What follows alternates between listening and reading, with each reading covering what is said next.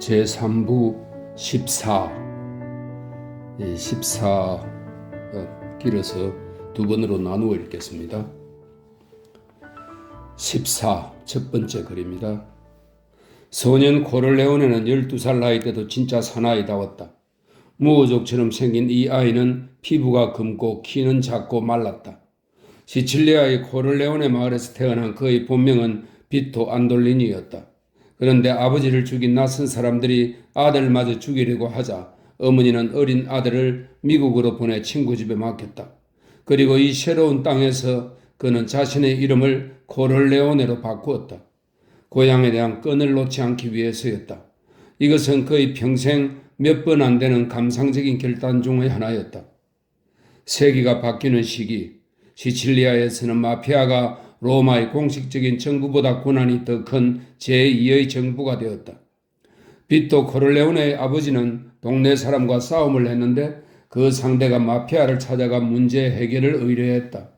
아버지는 마피아의 압력에 굴복하지 않고 싸우다 그만 그 지역 마피아 두목을 살해했고 일주일 후 아버지는 루파라 총을 맞아 온몸이 갈기갈기 찢긴 시체로 발견되었다. 장례식이 끝나고 한 달 뒤 마피아의 총잡이는 소년 비토에 대해 이것저것 알아보러 왔다. 그들은 소년이 언젠가는 아버지에 대한 복수를 할지 모르니 죽이기로 음모를 꾸몄다. 그래서 12살 소년 비토는 친척 집에 숨어 있다가 미국으로 가는 배를 탔다. 그는 아반단도 가족과 함께 배를 탔는데 훗날 그 집 아들 젠코는 그의 콘실리에리가 되었다. 소년 비토는 뉴욕의 헬스 키친 9번가에 있는 아반단도의 식료품점에서 점원으로 일했다. 18살이 되자 비토는 시칠리아에서 막 건너온 이탈리아 아가씨와 결혼을 했다. 16살밖에 안 된 소녀였지만 요리도 잘하고 마음씨도 착한 아내였다. 두 사람은 비토가 일하고 있는 곳에서 몇 블록 떨어지지 않은 35번가 근처 10번가에 셋집을 얻었다.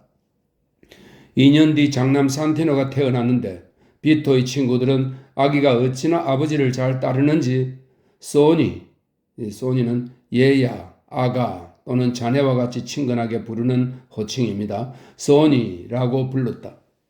그의 이웃에서는 파누치라고 하는 남자가 살고 있었다. 그는 뚱뚱한 체구에 우락부락한 인상을 가진 이탈리아인으로 밝은 색의 최고급 정장과 크림색의 중절모를 쓰고 다녔다. 이 남자는 폭력과 협박으로 상점 주인이나 일반 사람들의 돈을 갈취하는 마피아 일파인 검은 손의 일원이었다. 그러나 마을 주민들도 대부분 거칠었기 때문에 파누치의 폭력이나 위협은 집안에 건장한 남자가 없는 노인 부부들에게나 먹혀들었다. 어떤 상점 주인들은 그에게 시달리기 싫어서 돈을 조금 쥐어주기도 했다. 그렇지만 파누치는 이탈리아 복권을 불법적으로 판매하거나 집에서 도박판을 벌이는 범죄자들을 소탕하는 거리의 청소부 역할도 했다. 아반단도 역시 아들의 만류에도 불구하고 조금씩 뇌물을 바쳤다. 아들 젠코는 파누치를 가만두지 않겠다며 주먹을 부르러 떨었지만 아버지는 아들을 말렸다. 비토 코를레오네는 감정적으로라도 이런 일에 말려들지 않고 지켜보기만 했다. 어느 날 세 젊은이가 파누치를 습격하여 칼로 목을 끊는 일이 일어났다. 죽을 만큼 깊은 상처는 아니었지만 한쪽 귀에서 다른 쪽 귀까지 마치 반원처럼 끄었기 때문에 그를 급주기에는 충분했고 출혈도 심했다. 비토는 목에 피를 흘린 채 도망가는 파누치를 보았다.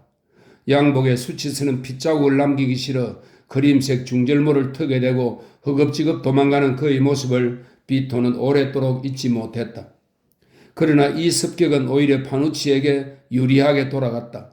3명의 젊은이는 살인 청부업자가 아니라 단순한 동네 건달들로 파누치가 더 이상 갈취를 못하도록 경고하려고 그런 짓을 저질렀다.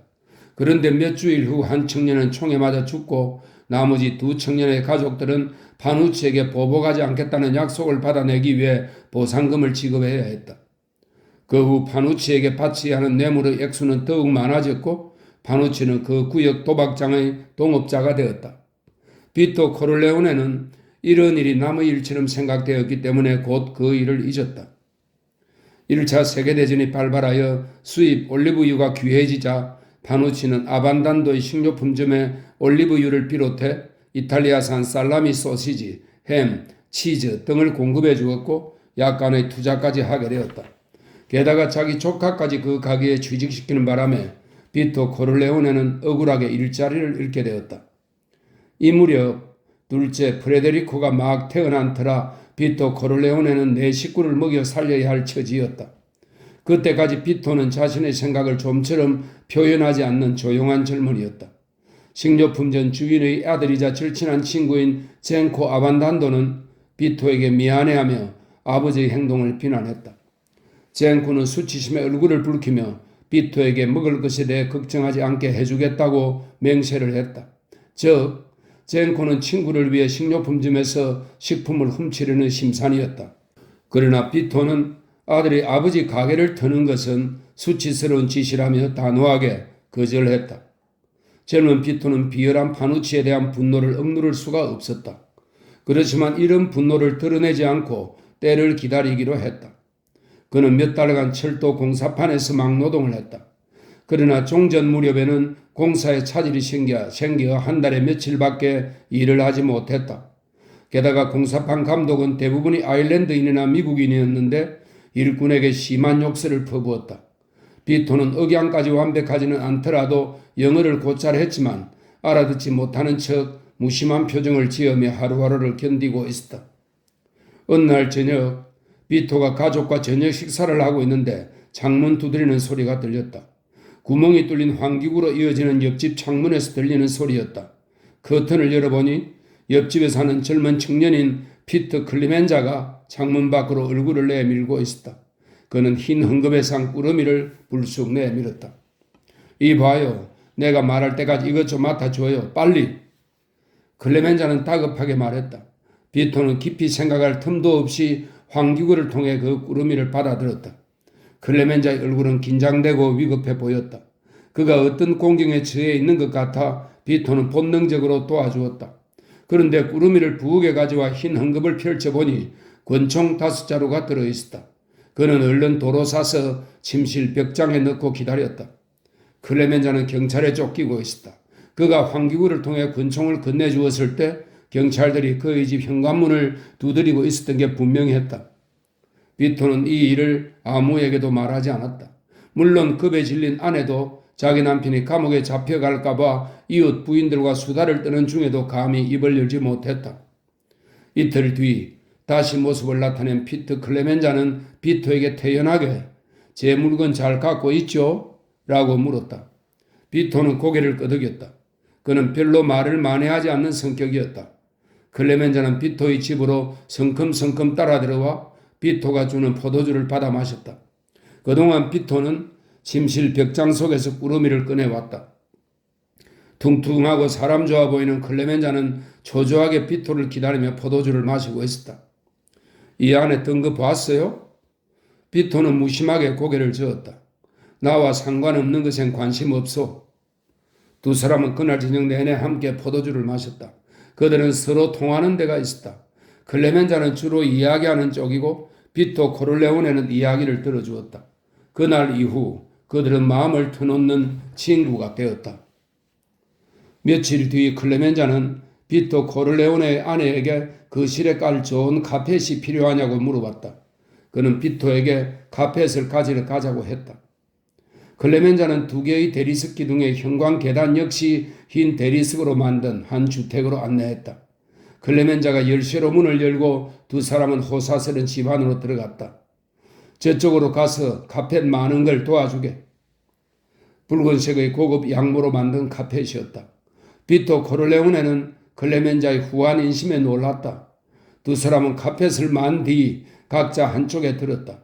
그들이 카펫을 들고 현관으로 나오려는 찰나였다.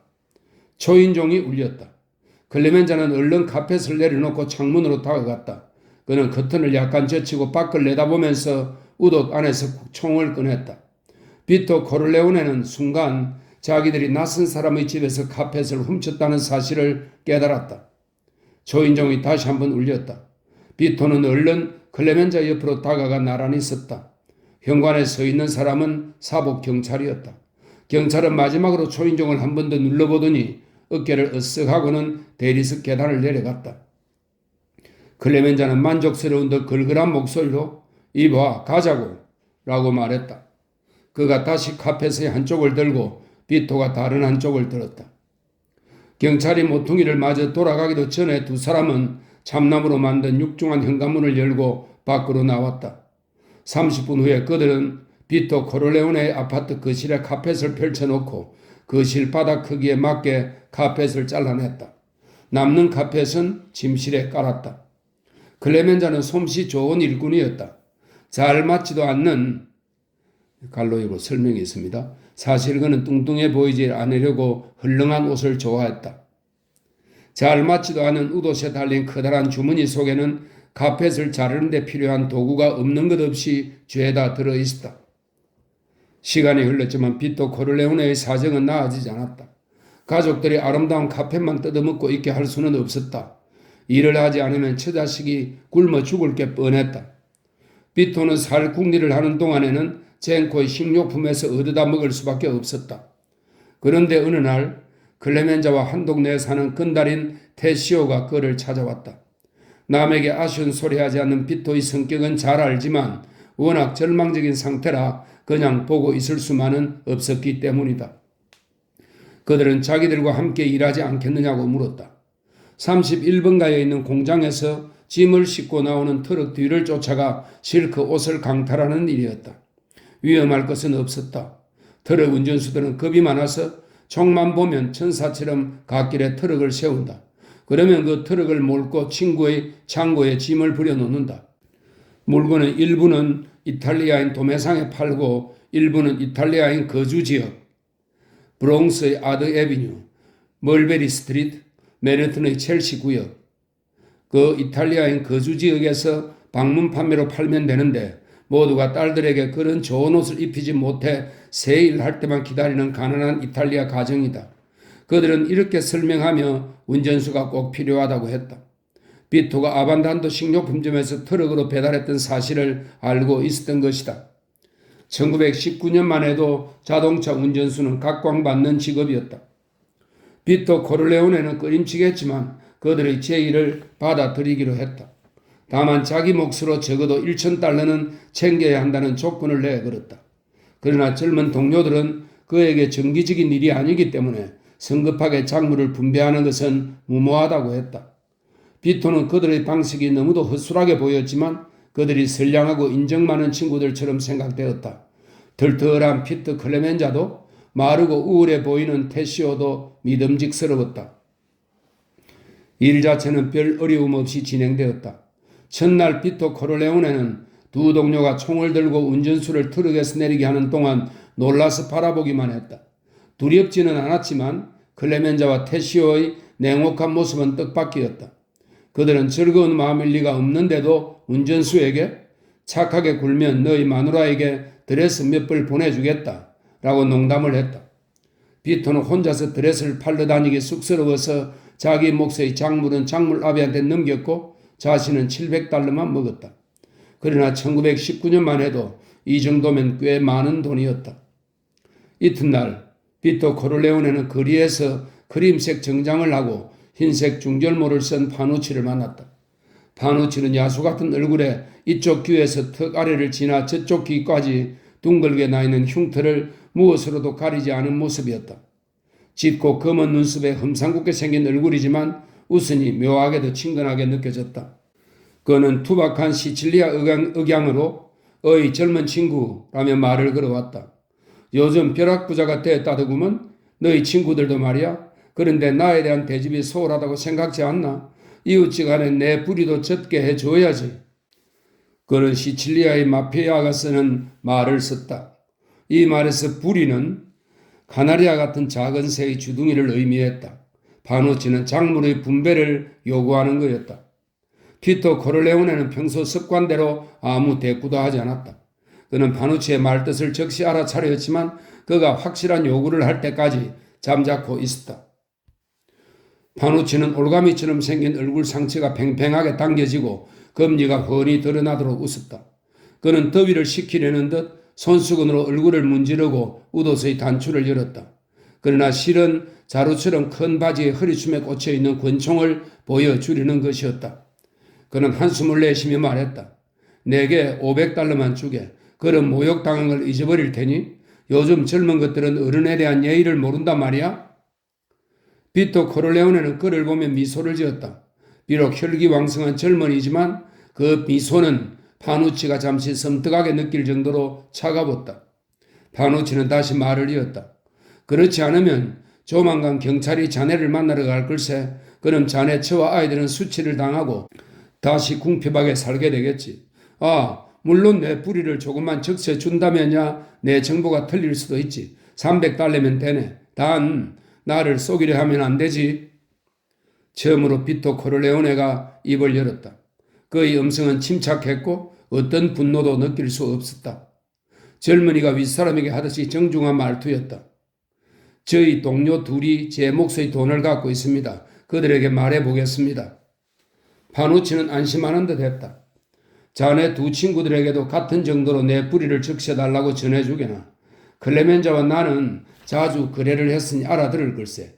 그가 자네보다 이런 문제에는 경험이 많으니 그의 충고를 듣도록 하게.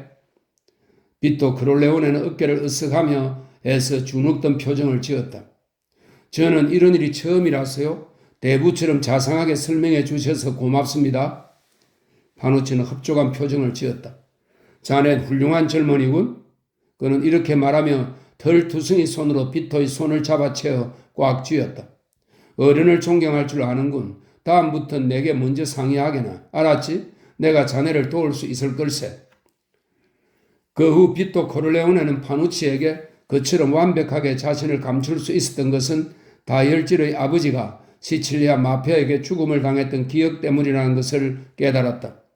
물론 당시에는 자기의 목숨과 자유를 담보로 어렵게 번 돈을 이 남자에게 빼앗길 수 없다는 결의와 분노가 솟구쳤다. 두려운 것은 아무것도 없었다. 그는 솔직히 파누치가 바보라는 생각이 들었다. 클레멘자의 경우를 보더라도 어리석은 시칠리아 사람들은 돈 몇 푼을 벌기 위해 자기 목숨을 쉽게 내놓았다. 클레멘자는 겨우 카펫 하나를 훔치려다 경찰관을 죽일 뻔했다. 테시오도 흡혈귀와 같은 냉혈한 이였다. 그날 밤늦게 비토 코를레오네는 클레멘자의 아파트에서 이제 막 입문한 범죄 세계에 대해 두 번째 교훈을 얻었다. 클레멘자는 욕설을 퍼붓고 테시오는 얼굴을 찌푸렸지만 두 사람은 200달러로 막을 수 있는 방법에 대해 논의하기 시작했다.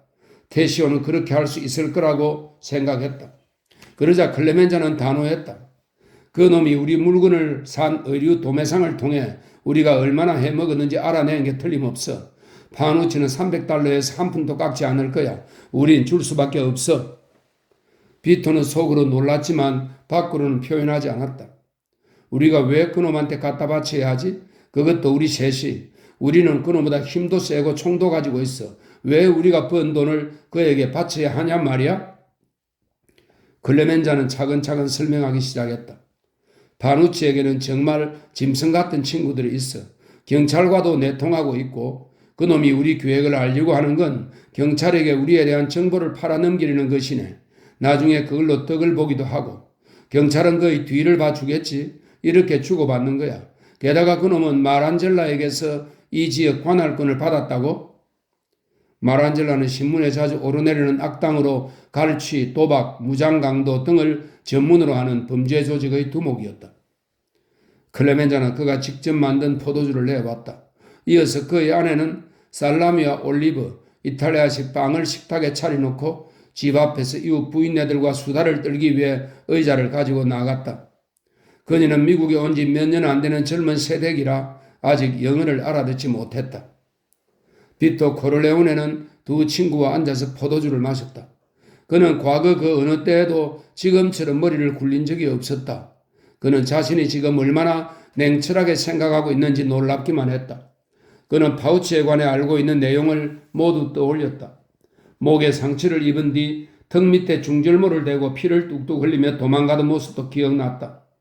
한 명은 칼로 죽이고 다른 두 명은 보상금을 받고 교묘하게 형을 면하게 해주었던 일도 떠올랐다. 그는 갑자기 파누치가 대단한 인맥이 있는 게 아니며 어쩌면 그런 건 아예 없을지 모른다는 생각이 들었다. 그놈은 경찰에 밀고 할 만한 놈이 못 된다. 보상금을 받기 위해 복수할 놈도 못 된다. 진짜 마피아 두목이라면 나머지 두 놈도 죽였을 것이다. 파누치는 운이 좋아서 한 명을 죽였지만 잔뜩 경계하고 있는 나머지 두 놈마저 죽일 만한 실력은 없었던 것이다.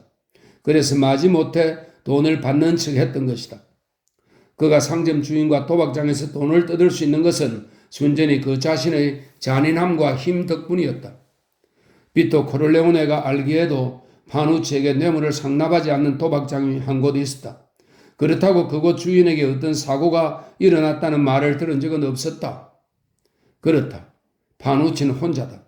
혹시 현금이 당장 들어오는 특수한 일을 해야 할 때는 총잡이를 고용할지도 모른다. 이제 비토 코를레오네에게는 중대한 결정이 남았다. 그의 생명을 걸어야 하는 일이었다. 그 일을 경험하면서 그는 모든 사람에게 주어진 운명은 하나밖에 없다는 신념을 또 한 번 확인했다. 그날 밤 그가 파누치에게 뇌물을 상납했다면 아마도 평생 조그만 식료품점의 점원 노릇이나 했을지 모른다. 그러나 운명은 그를 지하세계의 두목이 되게 했고 그 운명의 길에 파누치를 제물로 던져 놓았던 것이다. 포도주 한 병을 다 마셨을 때 비토는 클레멘자와 테시오에게 의미심장한 말을 했다. 자네들만 좋다면 각자가 파누치에게 줄 200달러를 내게 주게. 장담하건대 내가 200달러만 낼 수 있게 하겠네. 모든 건 내게 맡기게. 자네들이 만족하도록 이 문제를 해결하지. 클레멘자가 의심스러운 눈길을 보냈다. 비토는 단호하게 말했다. 난 친구로 받아들인 사람들을 한 번도 속인 적이 없네. 내일 자네들이 직접 파누치에게 요구한 돈이 얼마냐고 물어보게. 하지만 그에게 직접 돈을 주어서는 안 되네. 그와 싸워서도 안 돼. 그에게 돈을 얼마나 줘야 하는지만 물어보게. 그리고 나를 통해 돈을 전달하겠다고 말하게. 자네들이 그가 요구한 돈을 기꺼이 낼 거라고 안심시켜 주어야 하네. 한 푼이라도 깎자는 말은 하지 말고 그 말은 내가 할 테니. 자네들 말처럼 그가 정말 위험한 놈이라면 기분을 상하게 해서는 안 되네. 그들은 그렇게 하겠다고 했다. 다음날 클레멘자는 파누치를 만나 비토가 속임수를 쓰고 있지 않다는 것을 확인했다. 그리고 나서 비토의 아파트로 와서 200달러를 내놓았다. 그는 비토 코를레오네를 바라보며 파누치가 300달러 밑으로는 안 된다고 하던데 자네가 어떻게 200달러만 받게 할 건가? 라고 물었다. 비토 코를레오네는 자신 있는 목소리로 말했다. 걱정하지 말게. 다만 내가 자네들을 도와주었다는 것만 기억하게. 잠시 후 테시오가 왔다. 테시오는 클레멘자만큼 힘이 좋지는 못했지만 내성적이고 예민하고 영리했다. 그가 무언가 제대로 되고 있지 않다고 느끼고 있었다. 그래서 약간 불안해하고 있었다. 그가 비토 코를레오네에게 말했다. 검은 손, 그놈을 조심하게. 그는 아주 교활한 놈이야. 자네가 돈을 건네줄 때 내가 증인으로 여기 있을까? 비토 코를레오네는 고개를 저으며 테시오에게 말했다. 파누치에게 내가 오늘 밤 9시에 우리 집에서 돈을 주겠다고 말하게. 놈에게 포도주 한 잔을 먹인 다음 조금 덜 주는 이유를 설명하겠네. 테시오가 고개를 끄덕였다. 하지만 생각대로 되지 않을 거야. 파누치는 절대 봐주지 않을 놈이야. 내가 결론을 내겠네. 비토 코를레오네는 이렇게 말했다. 죽이기 직전의 마지막 경고의 의미를 담고 있는 이 말은 그 후 유명한 구절이 되었다. 그가 돈 코를레오네가 된 후 적에게 자리를 앉으라고 권하며 결론을 내자고 말하면 그것은 피를 보거나 살인을 하지 않고 문제를 해결할 마지막 기회라는 의미였다. 비토 코를레오네는 저녁을 먹은 뒤 아내에게 두 아들 소니와 프레디를 밖으로 내보내되 허락 없이는 집으로 들어오지 못하게 하라고 단단히 일렀다. 심지어 아내에게 아파트 현관에 앉아 아이들을 감시하라고 했다. 파누치와 개인적인 볼일이 있는데 절대 방해받고 싶지 않다고 설명했다. 아내의 얼굴에 두려운 기색이 보이자 그는 벌컥 화를 내더니 조용히 타일렀다. 당신 바보랑 결혼했다고 생각해? 그녀는 놀라서 아무 말도 하지 않았다. 그녀가 두려워하는 것은 파누치가 아니라 남편이었다. 그녀 앞에서 남편은 시시각각 위험스러운 힘을 발산하는 남자로 변하고 있었다. 남편은 시칠리아의 젊은 남자답지 않게 언제나 조용하고 말이 없었지만 다정하고 침착한 사람이었다.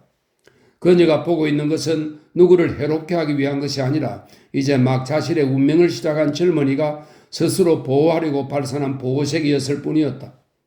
그때 나이가 25살이었으니 출발은 늦었지만 화려한 편이었다. 비토 코르레오네는 파누치를 죽이기로 결심했다. 그렇게 하면 그는 $700를 벌게 되는 것이다. 자신이 지불해야 하는 $300, 테시오에게서 받은 $200와 클레멘자에게서 받은 $200가 고스란히 남게 되는 것이다. 반면에 파누치를 죽이지 않으면 생생한 현금으로 $700를 바쳐야 할 것이다. 결국 파누치의 목숨값은 $700도 되지 않는 것이다. 그는 파누치를 살려두기 위해 $700를 지불하고 싶지 않았다. 만일 파누치가 목숨을 건지기 위해 수술비로 $700가 필요하다고 해도 절대 빌려주지 않을 것이다. 파누치에게 빚을 진 것도 아니고 그렇다고 그와 피를 나눈 형제도 아니다. 파누치를 형제처럼 사랑하는 것도 아니다. 그런데 왜 파누치에게 $700를 주어야 한단 말인가? 이건 파누치가 강제로 $700를 빼앗으려고 했기 때문에 생긴 당연한 결과다. 이런 억울한 일을 왜 앉아서 당해야 하는가? 세상은 이런 놈이 없어야 정상적으로 굴러가는 것이다. 물론 그렇게 하는 데는 몇 가지 현실적인 위험도 따를 것이다. 파누치의 배후에는 필경 암흑가의 친구들이 있을 것이며 그들이 복수를 할 수도 있다. 파누치 자신도 위험인물이라서 쉽게 죽이기 어려울지도 모른다. 경찰서에 잡혀가서 정기고문을 받을 수도 있다. 그러나 비토 코르레오네는 아버지가 사람을 죽인 후로 사형 선고를 받은 것이나 다름없이 살아왔다. 12살 소년이었을 때 마피아를 피해 바다 건너 낯선 땅에 왔고 이름도 바꾸어야 했다. 침묵의 방관자로 살아온 세월은 그에게 다른 사람보다 더 영리하고 더 많은 용기를 갖고 있다는 자신감을 심어주었다. 비록 그 지능과 용기를 써먹을 기회는 한 번도 없었지만 그러나 그는 아직도 운명의 길로 첫 발을 내딛기 전에 망설이고 있었다. 한 꾸러미로 묶은 $700를 꺼내기 편하도록 한쪽 바지 주머니에 넣어놓긴 했지만 말이다. 그는 돈을 왼쪽 주머니로 옮겨 넣었다. 그리고 오른쪽 주머니에는 클레멘자가 트럭 강탈할 때 사용하라고 준 권총을 집어넣었다. 저녁 9시 정각 파누치가 문을 두드렸다. 비토 코르레오네는 클레멘자가 가져온 포도주를 식탁 위에 올려놓았다. 파누치는 포도주 병 옆에 흰색 중절모를 벗어놓았다. 토마토색 바탕이 보이지 않을 정도로 꽃무늬가 요란한 공단 넥타이도 풀었다. 여름밤은 덥고 가스등은 희미했다. 아파트는 너무도 조용했다. 그러나 비토 코르레오네는 얼음처럼 차가운 표정으로 앉아 있었다. 파누치는 돈꾸러미를 받아 세어보더니 커다란 가죽 지갑에 쑤셔 넣고 포도주를 한 모금 마셨다. $200 더 줘야지. 파누치는 흠상궂고 무표정한 얼굴로 말했다. 그동안 일을 못해서 조금 부족합니다. 몇 주일 내에 드리죠. 비토 코르레오네는 마지못해 애원하는 척했다. 이 정도면 성의가 고마워 봐줄 것이다. 파누치는 이미 돈을 받았고 조금 더 기다려주는 것도 어렵지 않을 것이다. 어쩌면 나머지 돈은 아예 포기하거나 기한을 좀 더 늦춰달라고 해도 그러마 할지 모른다. 파누치는 포도주 잔을 단숨에 비우고 말했다. 정말 정확한 젊은이로구먼. 내가 왜 전에는 몰라봤을까? 그렇게 얌전해서 어디 자기 밥그릇이나 찾겠나? 앞으로 좋은 일거리가 생기면 자네에게도 좀 나눠주겠네. 비토 코르레오네는 관심이 있는 척 공손히 머리를 끄덕이며 포도주를 따라주었다. 그러나 파누치는 그만 가는 게 낫겠다고 생각한 듯 자리에서 일어나 비토와 악수를 했다. 잘 있게 젊은이, 너무 기분 나쁘게 생각하지 말고 자네 자신을 위해서도 오늘 밤 좋은 일을 한 걸세. 비토 코르레오네는 파누치가 계단을 내려가 아파트를 빠져나가는 모습을 지켜보았다. 거리에는 그가 코르레오네의 집을 무사히 나갔다는 것을 증명해 줄 만한 목격자들이 많았다. 그가 모퉁이를 돌아 11번가 쪽으로 가는 걸 보니 자기 아파트로 가는 게 틀림없었다. 아마 다시 거리로 나가기 전에 돈을 집에 두고 가려는 것 같았다. 총도 두고 가려는 것일 테지. 비토 코르레오네는 아파트를 나와 계단을 통해 지붕 위로 올라갔다. 그는 옥상을 타고 가다가 비상계단을 통해 뒷마당으로 내려왔다. 그리고는 뒷문을 열고 들어가 앞문으로 나왔다. 길 건너편에 파누치가 사는 아파트가 있었다. 아파트 단지는 서쪽으로 11번가까지 이어져 있었다. 11번가에는 주로 뉴욕 중앙철도의 화물을 싣거나 11번가에서 허드슨 강에 이르는 지역을 거미줄처럼 연결하는 화물 집화장을 쉽게 이용하려는 기업들의 임대 창고가 많이 있었다. 파누치의 아파트는 이 황무지에서 왼쪽에 위치해 있는데 철도 노동자, 건설 노동자, 그리고 싸구려 매춘부들이 주로 살았다. 이들은 떠들썩한 이탈리아인들처럼 거리에 나와 앉아 수다를 떨지 않고 맥주집에 들어앉아 월급이나 축내기 일쑤였다. 그래서 비토 코르레오네는 수월하게 황량한 11번가를 가로질러 파누치의 아파트로 숨어 들어갈 수 있었다. 그는 한 번도 사용해보지 않은 총을 꺼내 들고 파누치를 기다렸다. 파누치가 10번가에서 걸어올 것을 예상하고 현관 유리창을 통해 지켜보고 있었다. 클레멘자가 총에서 안전핀이 어느 것인지 가르쳐 주었고 총알을 빼고 방아쇠를 당기는 방법도 보여주었다. 그러나 비토는 시칠리아에서 9살 무렵부터 아버지를 따라 사냥터에 다니면서 루파라라고 부르는 엽총 쏘는 방법을 배웠다. 어린 소년인데도 루파라를 다룰 줄 알았기 때문에 아버지를 죽인 마피아들에게 위험 인물로 찍힌 것이다. 어두운 복도에서 기다리고 있으려니 파누치의 흰색 중절모가 도로를 건너 문 쪽으로 걸어오는 게 보였다. 비토는 뒷걸음질 쳐서 계단으로 올라가는 문 안쪽에 어깨를 바짝 붙였다. 그는 총을 쏘기 위해 권총을 앞으로 내밀었다. 문 바깥쪽에서 2발자국 밖에 떨어지지 않은 곳에 쭉 뻗은 그의 손이 있었다. 문이 열리면서 허옇고 냄새나는 커다란 파누치의 몸뚱이가 불빛을 막았다. 비토 코르레오네는 권총을 쏘았다. 열린 문틈으로 총성이 퍼져나가고 폭발음의 여진에 건물 전체가 흔들렸다. 파누치는 겨우 문틀을 붙잡고 서서 자기 총을 꺼내려고 했다. 그가 얼마나 힘껏 몸부림쳤는지 웃옷의 단추가 뜯겨져 나가고 앞섭이 풀어 헤쳐졌다. 그 틈에 총이 보였지만 흰 셔츠 앞부분에 이미 거미줄처럼 피가 번져 나오기 시작했다. 비토 코르레오네는 혈관에 바늘을 꽂듯 천천히 상체를 향해 2번째 총알을 발사했다. 파누치는 무릎을 꿇고 앞으로 넘어졌다. 그는 무서운 신음소리를 냈다. 고통스러운 육체에서 나오는 인간의 신음소리는 마치 코미디 같았다. 신음소리가 계속되자 비토는 파누치의 개기름이 흐르는 뺨에 총구를 대고 머리를 향해 3번째 총알을 쏘았다. 5초도 안 되어 숨이 끊긴 파누치는 쿵 하고 문을 치면서 앞으로 쓰러졌다. 비토는 죽은 남자의 웃옷 주머니에서 조심스럽게 커다란 지갑을 꺼내 자기 셔츠 안에 넣었다. 그리고 나서 창고가 있는 도로를 건너 뒷뜰을 통해 비상계단을 타고 지붕 위로 올라갔다. 그곳에 올라가니 거리가 한눈에 들어왔다.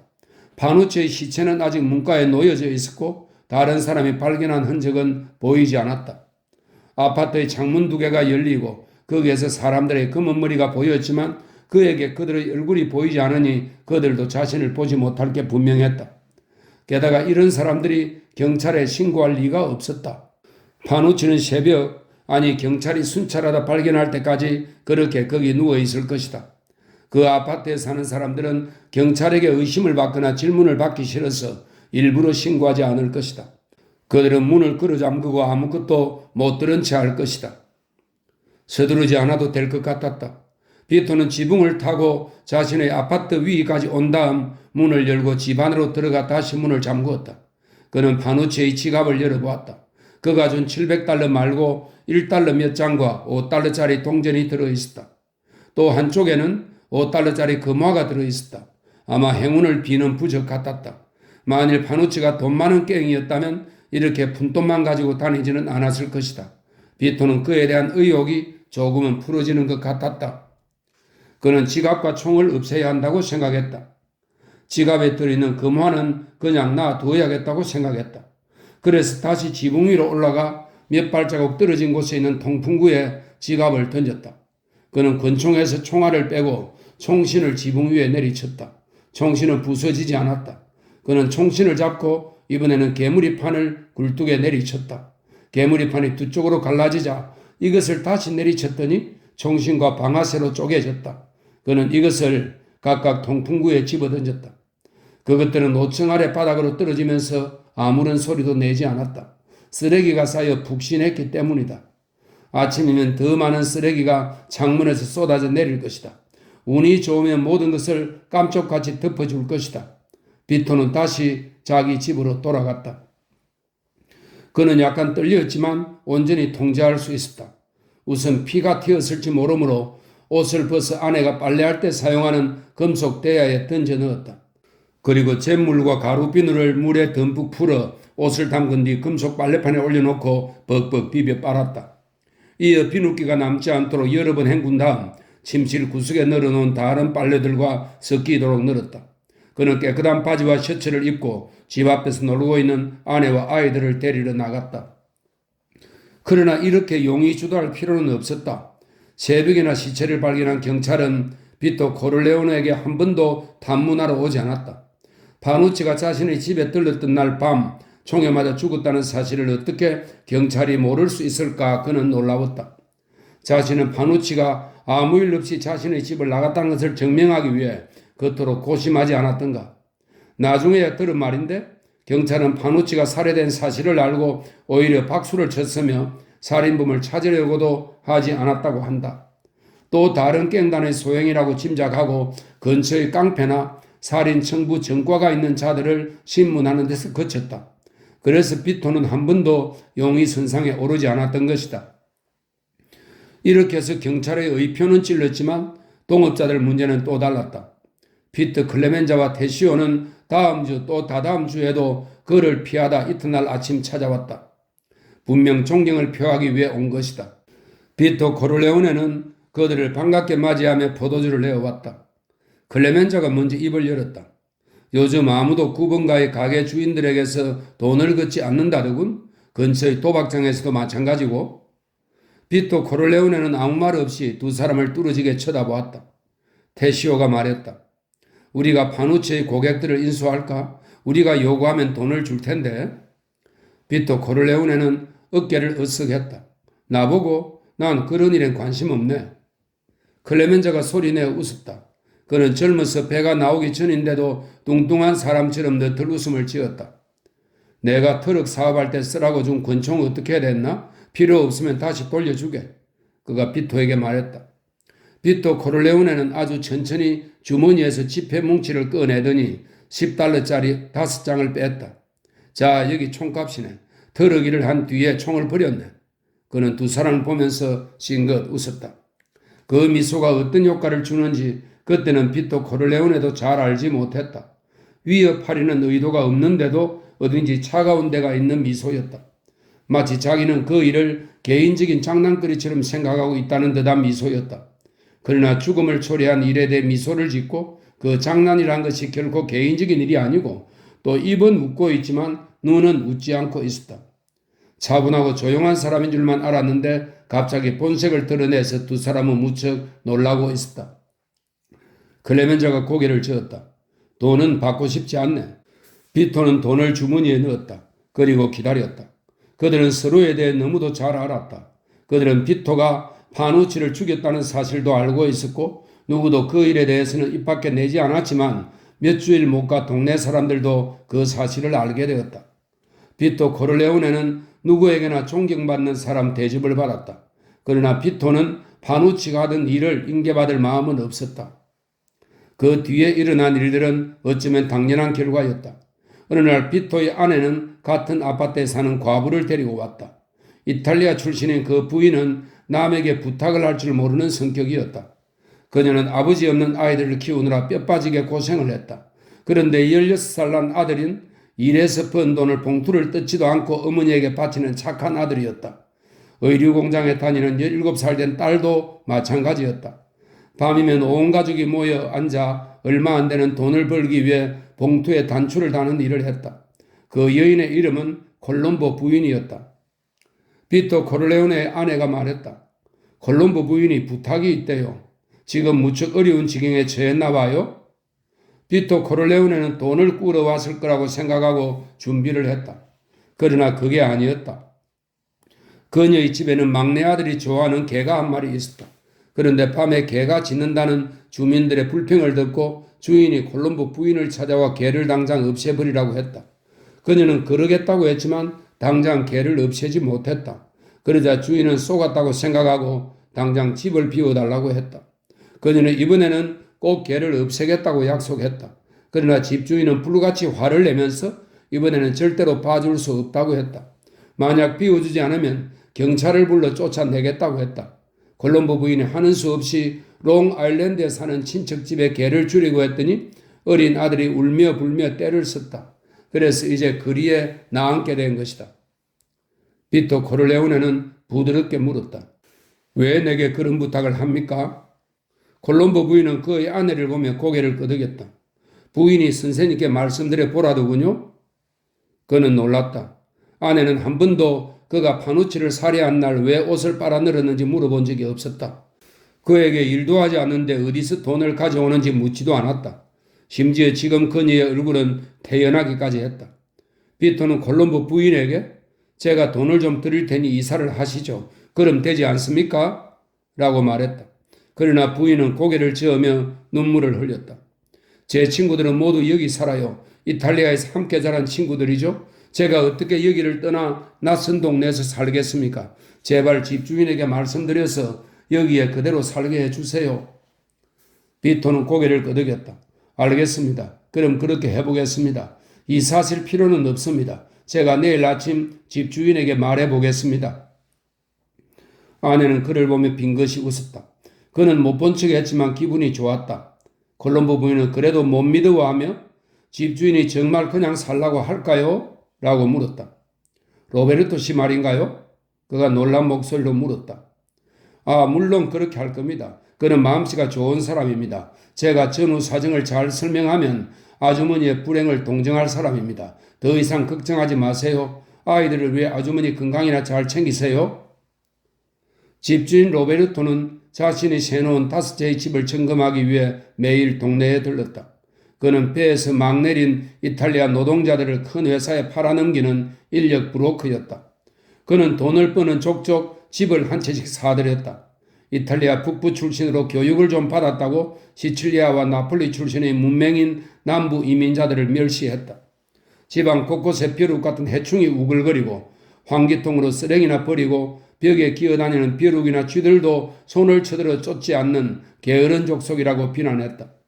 집에서는 좋은 아빠요 남편의 로베르토는 본성이 악한 사람은 아니지만 자기가 투자한 재산이나 돈, 집주인으로서 어쩔 수 없이 들어가는 비용에 대한 걱정으로 신경이 따라 빠져 늘 신경질적이었다.